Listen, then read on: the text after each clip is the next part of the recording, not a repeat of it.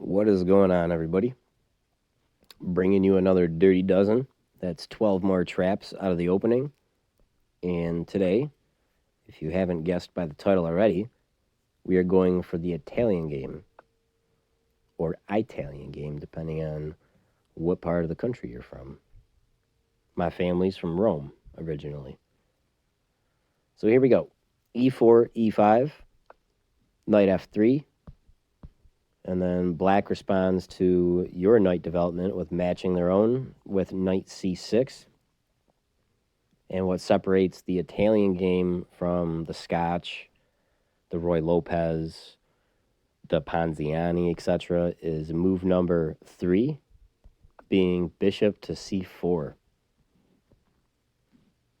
If white replies with opening up the lane for their light squared bishop and pushing d6, you want to go ahead and develop your other knight, standard development.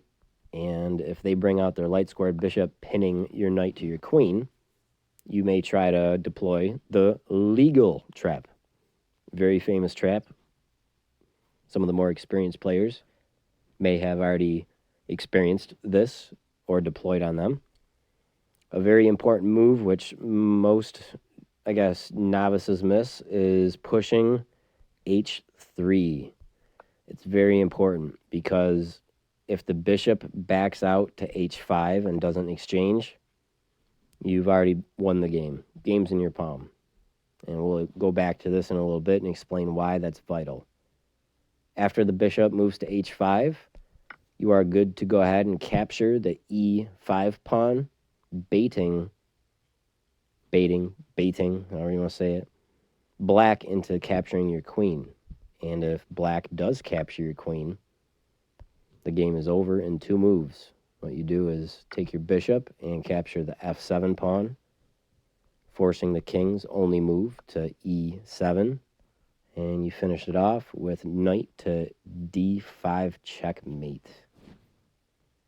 The reason, reversing back a couple moves, why that h3 move is so vital is because if you don't do that and you go straight for the jump, black may refute your trap by capturing your knight. And now their bishop isn't hanging, and you're down a minor piece. And now your light squared bishop's also being attacked. So you've basically lost. But what the h3 move does is move the bishop back. So if black does try capturing your knight, it's still your game because now you can capture their light squared bishop and it's not covered by their knight, and you're threatening checkmate. Even though your light squared bishop is hanging, if they tried something like capturing it, you have the awesome move of swinging your queen over to b5, checking the king, and then you get to pick up the horse as well. Regardless if they block it with the pawn or even the queen, you can go ahead and scoop up the knight, and you're going to have a fantastic game from here. That is the legal trap, and don't try performing it without that h3. Here's a trap for black. It's called the Blackburn Shilling Gambit. After white deploys their light squared bishop, you want to jump your knight a second time to d4, offering up your e5 pawn. And if white takes the bait, you can then bring your queen out to g5, threatening the g2 pawn. If white continues with their plan and takes the f7 pawn, threatening to take the rook and attacking your queen, you want to just go ahead and scoop up the g2 pawn, attacking their rook.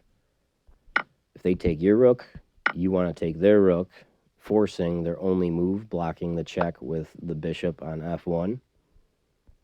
Then you want to bring your queen back to e4, rechecking the king. And then they have 2 moves. They can either block with the bishop or the queen. If they block with the queen, you want to go ahead and scoop it up with the knight. And if they block with the bishop, then it is a checkmate in 8, but I'm going to make a recommendation that even a novice will have not a problem with, because I highly doubt a new player will remember all the refutations of what white can attempt. From here, you just want to fork the king and rook, more or less forcing black to take it with the queen, because their only other move would be moving with the king, and then you would have queen h1 checkmate. So white, if they want to continue the game, must give up the queen by capturing the knight, and then you can just take the queen, and you're at almost -12 according to the computer. The actual checkmate line is, we'll run through it real quick. You have to bring out your bishop. They can bring out the knight. You check them. They move the king. You move over your queen. They throw in a check, basically preventing you from bringing in your bishop later to that square. They have to move their king. You come in for check. They run. You bring in another check. They run. Then you got to bring in the other knight, and depending on if they take this knight, then it's queen f2 checkmate, and if they go ahead and run to f5, then it's queen e5 checkmate. And that's just the main line. There's all different lines depending on what black does, so it's much easier just to go with the -12 advantage and force off black to give up their queen by playing knight c2. Couple other things, that's if they take the knight right away. If they don't take the knight right away and they bring in their rook to protect it, you want to go ahead and scoop up the e4 pawn with your queen. And same thing, they got two options. They could protect their king with either the queen or bishop. If they protect it with the queen, go ahead and scoop it up with the knight. And if they protect it with the bishop, knight f3 wins the game. That's the Blackburn Shilling Gambit trap, and on to the next. We're going to add this one. Most people might just consider it bad play by black, but I'm going to throw it in since I'm struggling to get a full 12 traps that are easy without running into 20-plus move traps. After white plays bishop c4, you'll see black play bishop c5, and you want to play the classical variation in the Giuoco piano, or Giuoco piano, or I don't know how to pronounce it. I'm not that good. Come on. I'm trying here, guys. You play c3, and if black continues standard development with knight f6, you go ahead and push d4. There's only one move by black here to prevent white from getting an advantage off the bat, and that's capturing the d-pawn and going through a couple exchanges. And from here, black would also have to throw in a check with their bishop to stop white from snowballing to an advantage. And the computer does recommend bishop to d7 for the best move, but you might also want to take a peek at knight c3. If they make the mistake of going bishop b6, that's when you can start toying with the knights by pushing your e and d pawns. But the quote-unquote trap we're going to look at is after you push d4, if they just back up their bishop, you capture the e pawn attacking their knight. They can't recapture that pawn because it's covered, so they have to find a square for their knight. And there's really only two good options besides retreating. The first one is knight g4. If that's the case, we want to suicide our bishop on f7. And after white recaptures, we can go ahead and jump in our knight to g5, checking the king. And after the king moves, we scoop up the knight, and we're going to have an excellent game. The king lost its castling rights, and we are technically up 2 pawns for a material advantage as well. If the knight chooses to go to e4 and scoop up the pawn, the bishop move would be okay, but there's a better move, bringing the queen up to d5, threatening checkmate. And black's best move from here would be to go ahead and take the f2 pawn, checking the king, and you would play e2. f1's basically just as good, but just get your king out of check.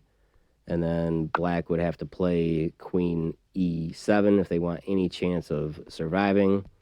And that's when you scoop up the knight for a minor piece advantage. And they would retreat their bishop, and you're going to have an excellent game from here. Yes, your king lost castling rights, but you are up a full minor piece, and you're down one pawn, but your development is looking good, and you should be able to manually castle soon enough and just try to trade off material as quick as possible, and you'll have an excellent game. Here's a relatively long trap for white. This one's called the canal trap. Basically, black will mirror white's first moves. So after c4, black will play bishop c5.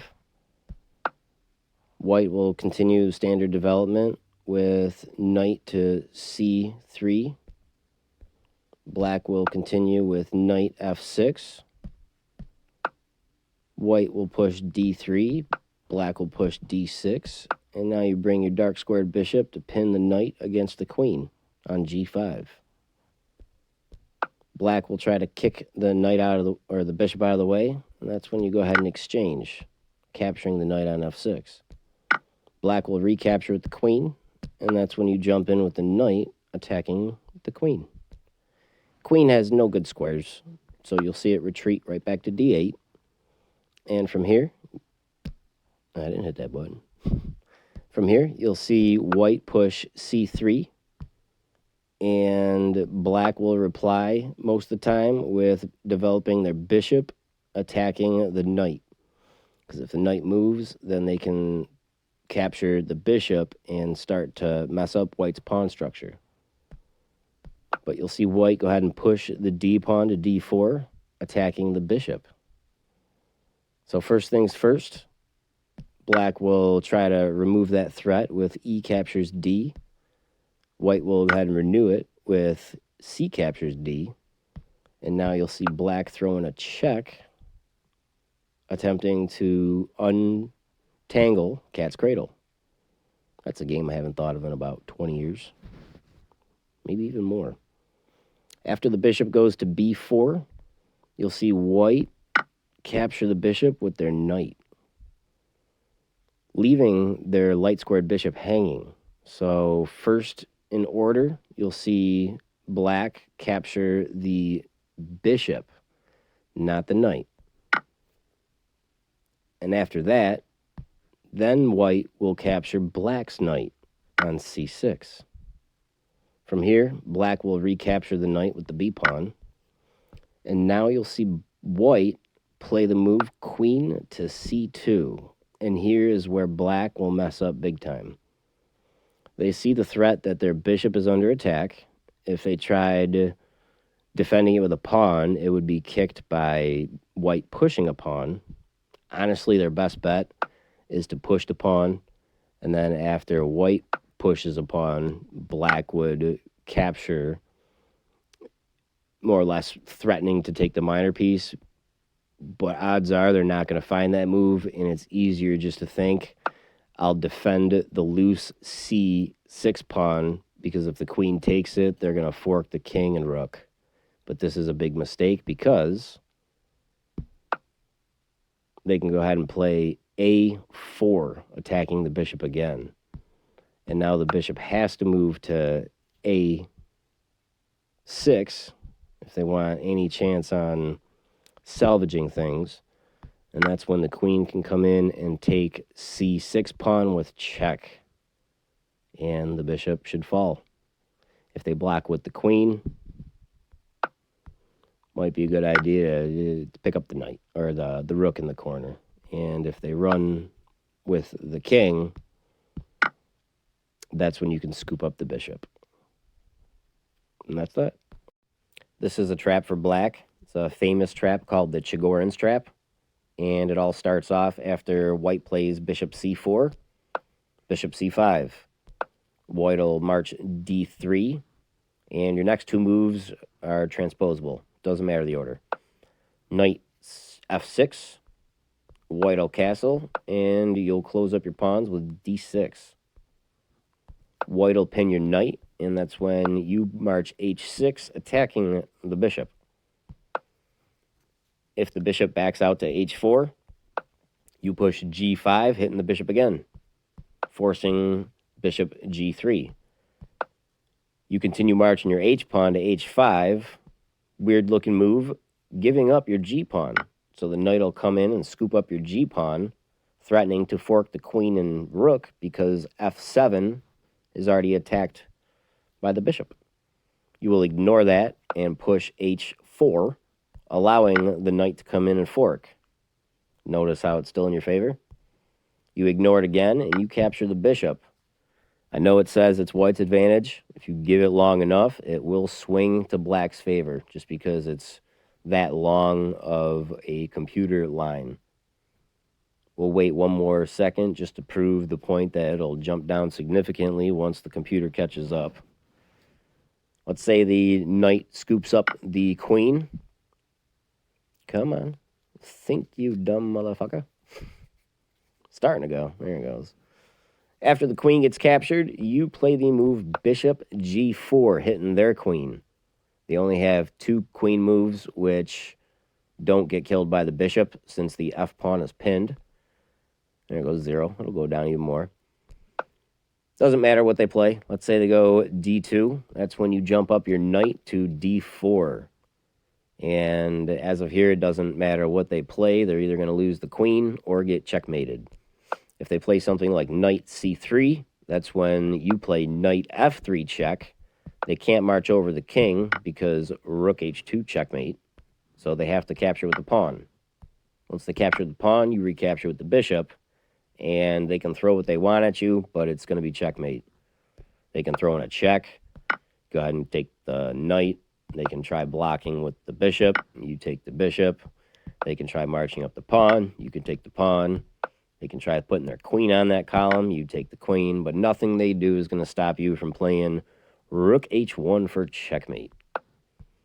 And that would be the game. One other thing I will mention, that instead of the knight move, you have to know one specific move, and that is if they play the queen to e3, you need to jump to check on e2. And they literally have to give up the queen here if they don't want to lose. And after you pick up the queen, you're going to have an excellent game. You're attacking the rook and the knight. If they move the rook, then you got bishop f2 check.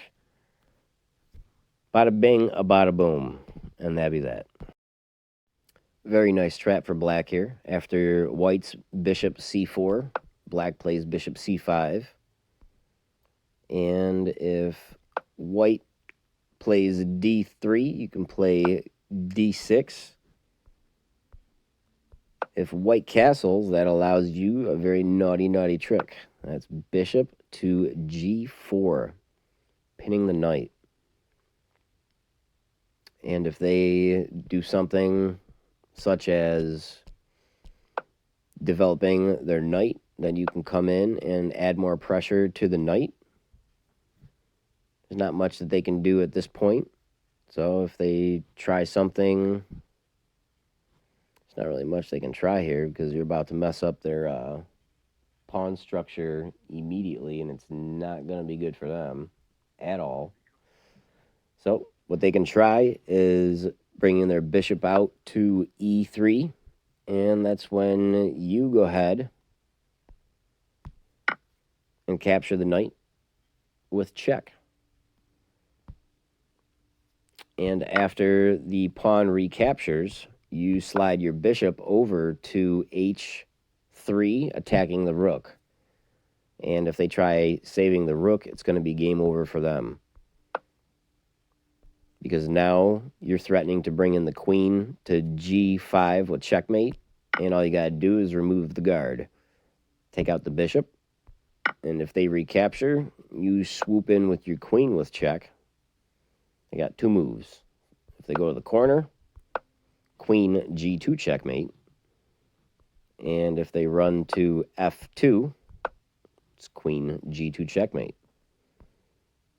So when you go ahead and take the bishop, they would have to give it up, and they would have to give up the rook, either or, to save face, which you're going to have an excellent game.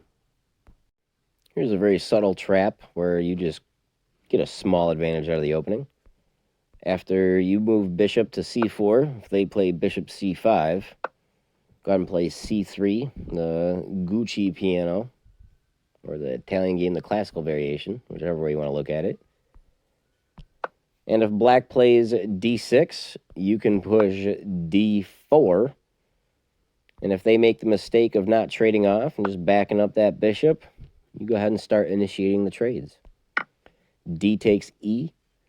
And if, they don't want to play D takes E, because then, you'll get the queen, and then they'll have a awfully placed knight.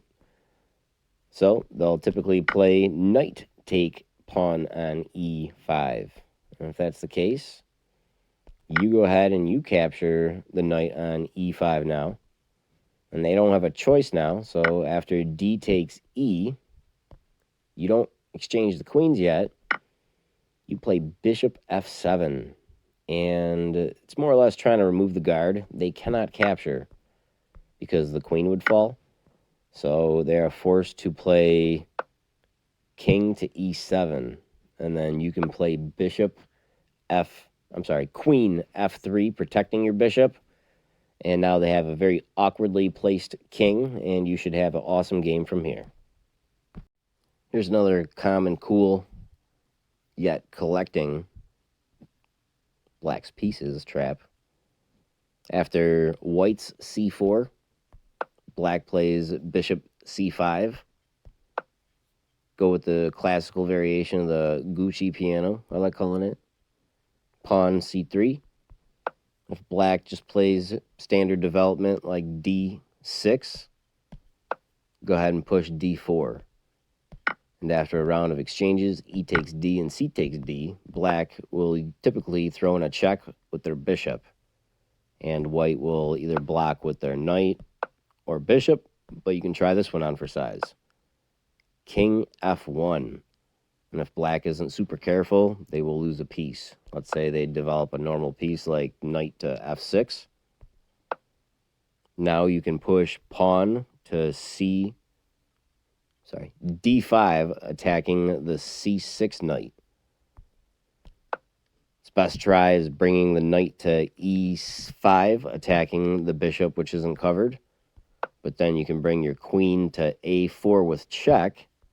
And even if the queen's kicked, you pick up their dark squared bishop, and your queen protects that floating light squared bishop. So you pick up a minor piece, and you will have an excellent game. This is a trap for white, and this comes out of the Evans Gambit, which is a variation of the Italian game.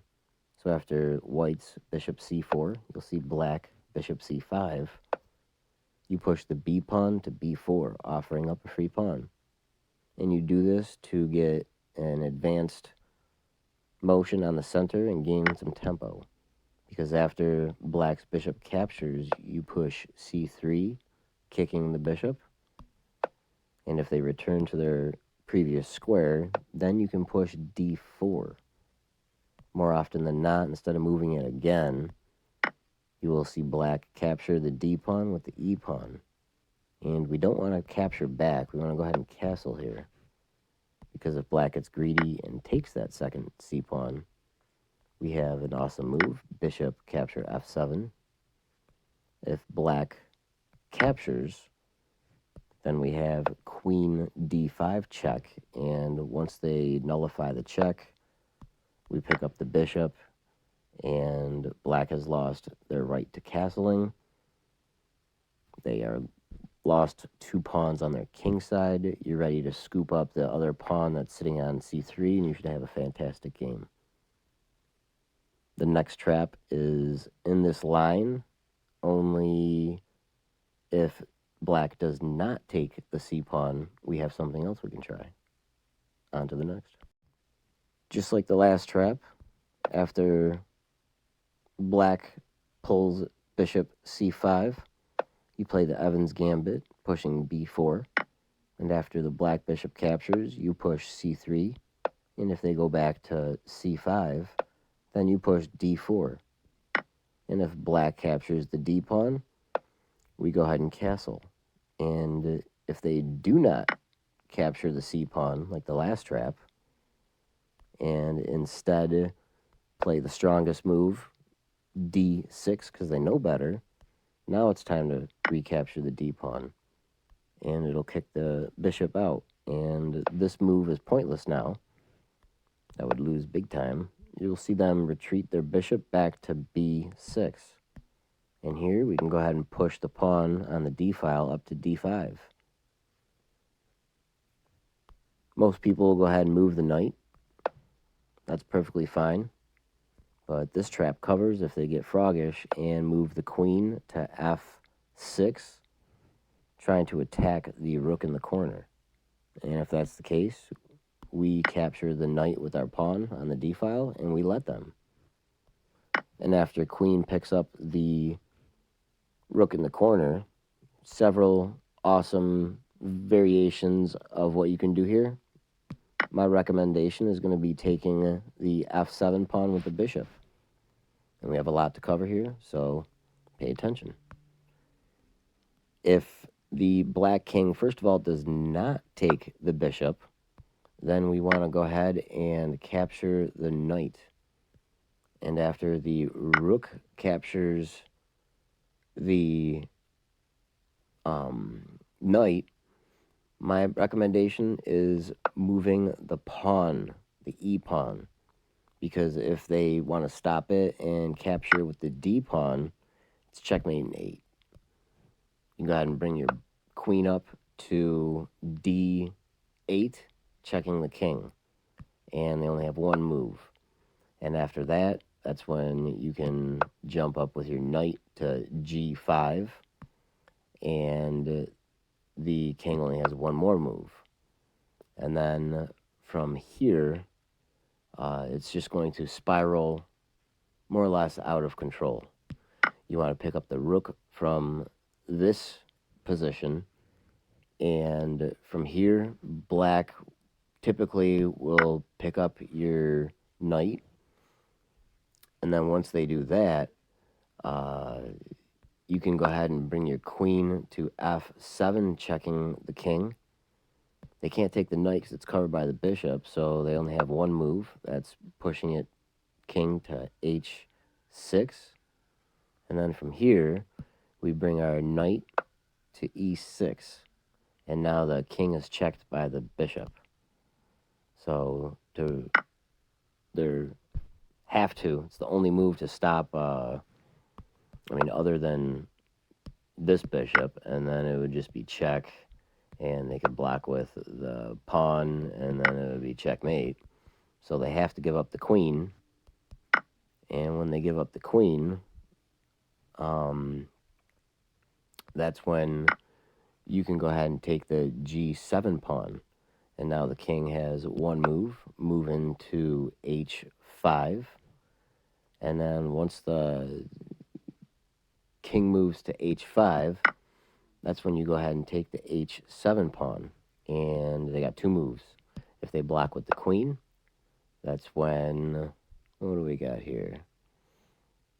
I forget what it goes. Oh my, no, not that. What do we have here? Oh yeah, sorry. Queen to f5, check, and then they could either block with the queen and you capture, or they can run down here, and then there's two ways to finish them off. You can go queen h3, or you can push g3.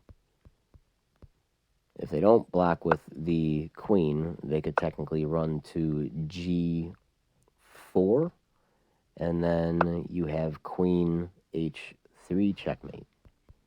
So that's my recommendation on if they dodge their king behind the bishop. Understand? Got a lot to cover here. This is an extensive one.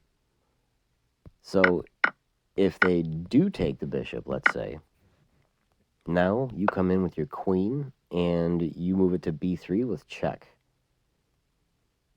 They got 2 pieces to block with. They're both no-go. If they block with the pawn, you go ahead and capture it. If they block with the bishop, I recommend coming in with your knight, checking the king and bishop. And they have 1, 2, 3. They got 5 different moves to go to. If they go to either f6, g6, e7, or e8, you want to recapture with the queen with check and gun them down that way. And if they bounce to f8, you want to go ahead and take the bishop with the knight with check. So you're going to keep the checks rolling. If they go ahead and back out and evade the check, that's when you want to bring your bishop to b2, caging in that queen and trying to win it over. They have an attempt to try to save it by bringing their bishop to e6. If that's the case, just march your queen over to c3, and now you're threatening to take the g7 pawn.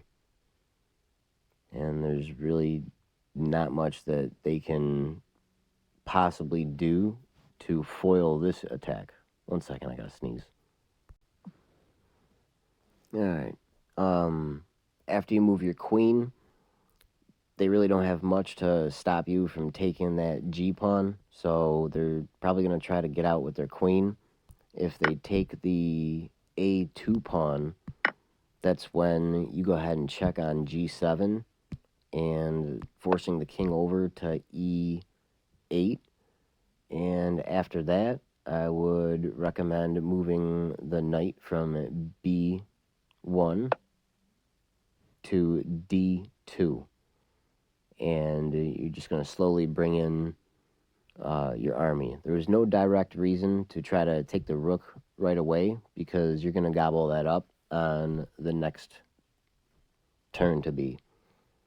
And more or less, you're going to have an awesome game from here. I really don't know how far down this line I should show you. I'll go on for a little bit longer, but I don't want to run the time too long on this trap. We're already at 7.5 minutes.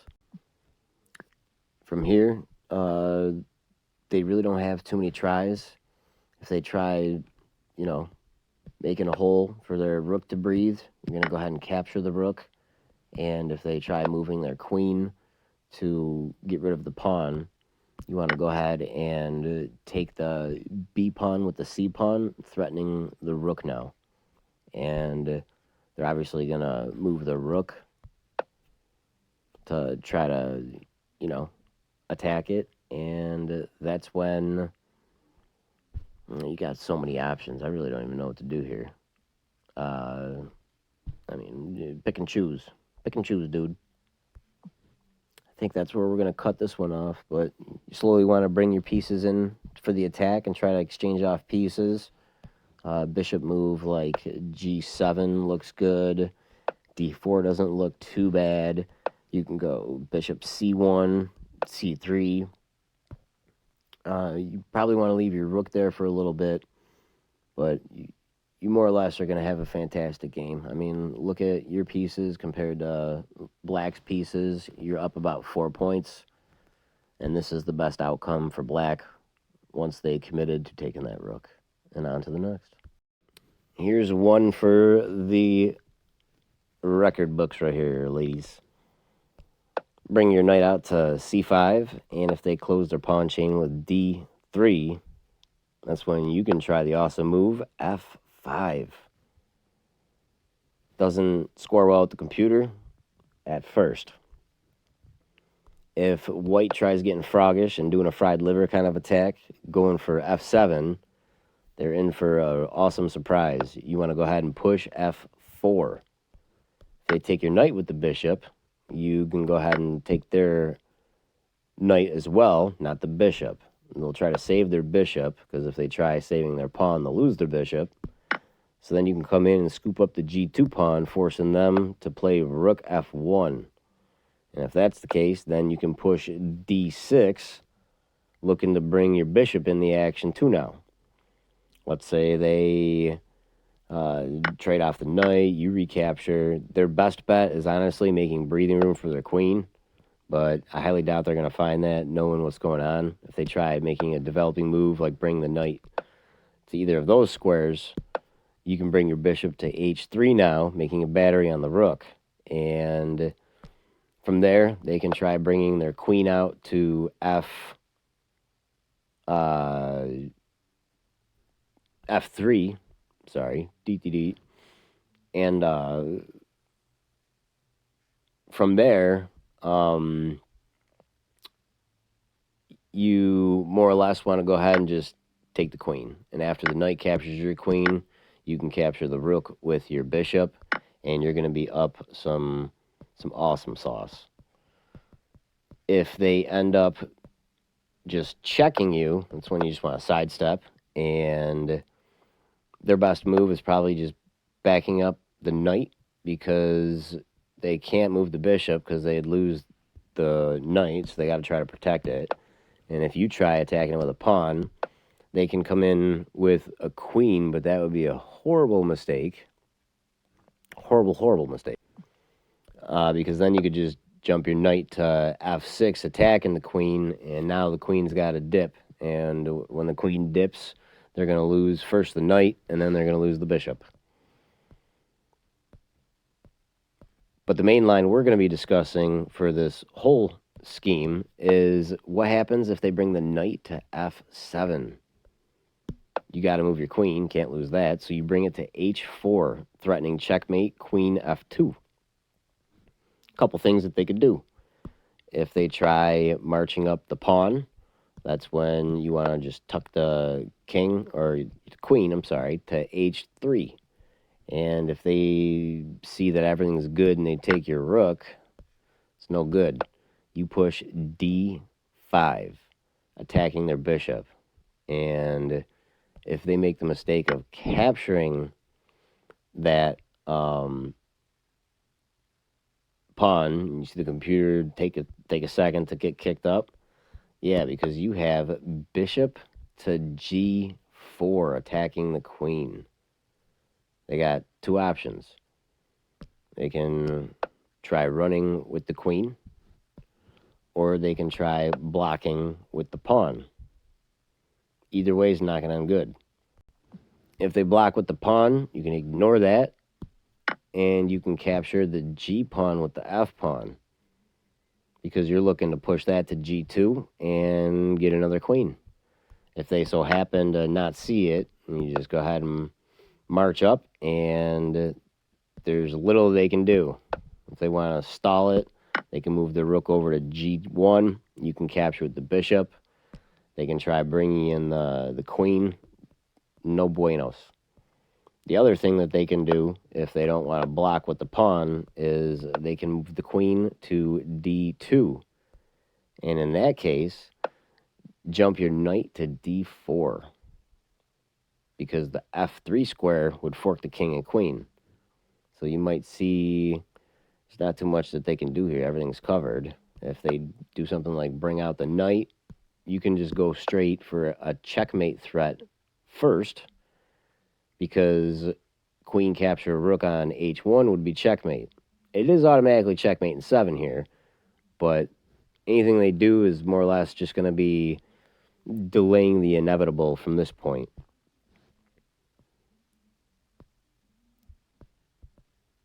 And reverse a little bit back here. If they don't push up the g pawn, they could also try castling. And if they try castling, what you want to do now is jump up your knight to f6. And if they think the coast is clear and take your rook, you jump up your knight again to g4. Now you're really threatening to scramble them up. You're threatening h2 queen checkmate, so they more or less have to push the pawn to h3. They could delay some stuff, check you, make you sidestep, check you again, give up a knight. But sooner or later, they are going to have to push h3 or give up the queen for the knight, which is, according to the computer, the best move. Once they play h3, you come in with your knight. If they tried, sidestepping and just avoiding the problem, it's going to be game over for them in no time. Checkmate in 5. More or less, I'm pretty sure the combo is queen g3, pushing them back here.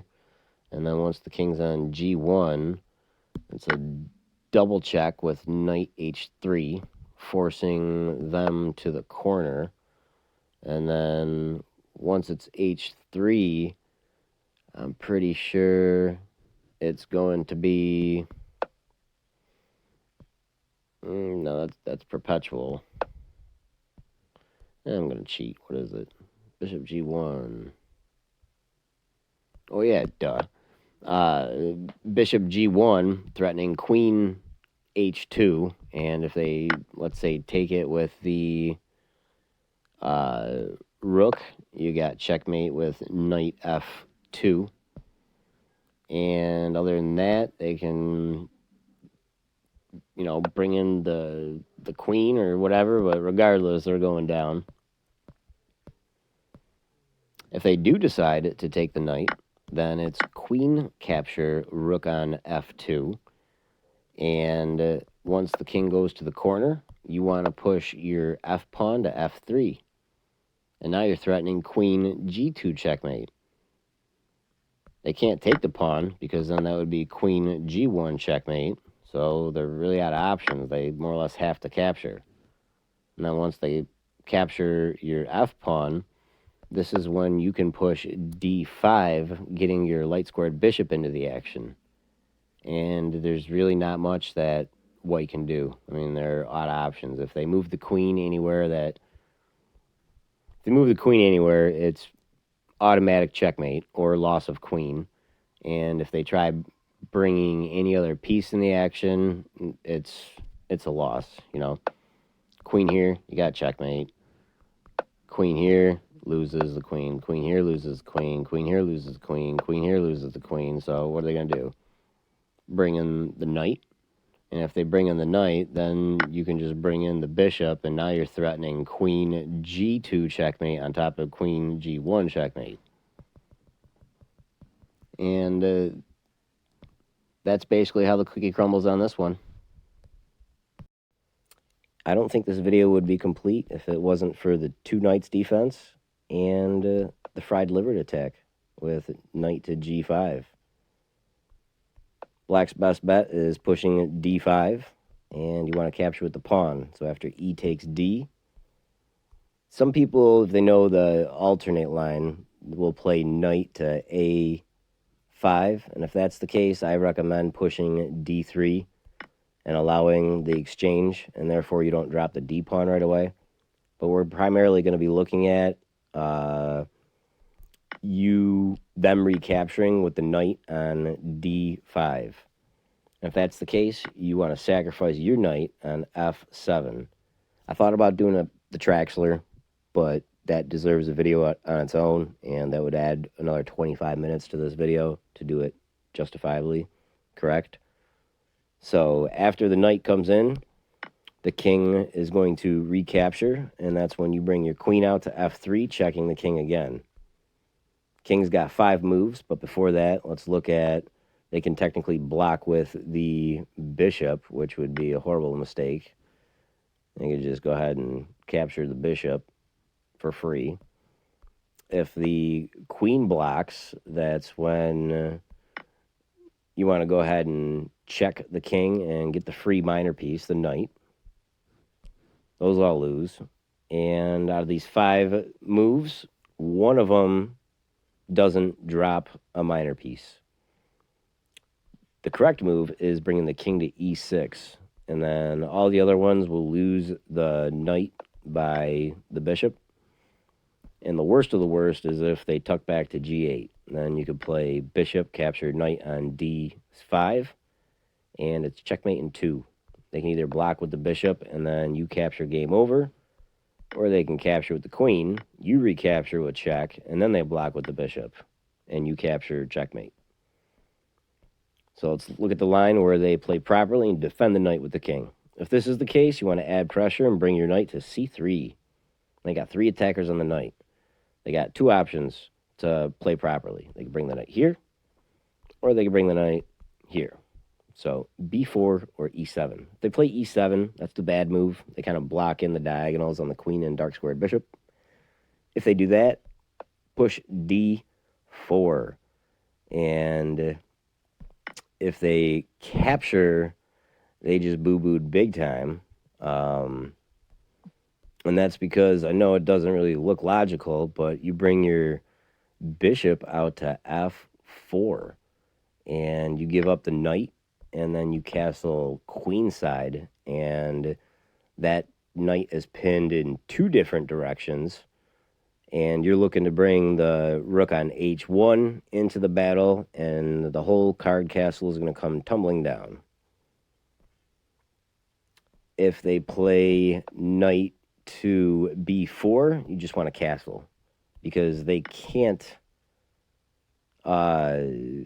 take the c2 pawn and fork, because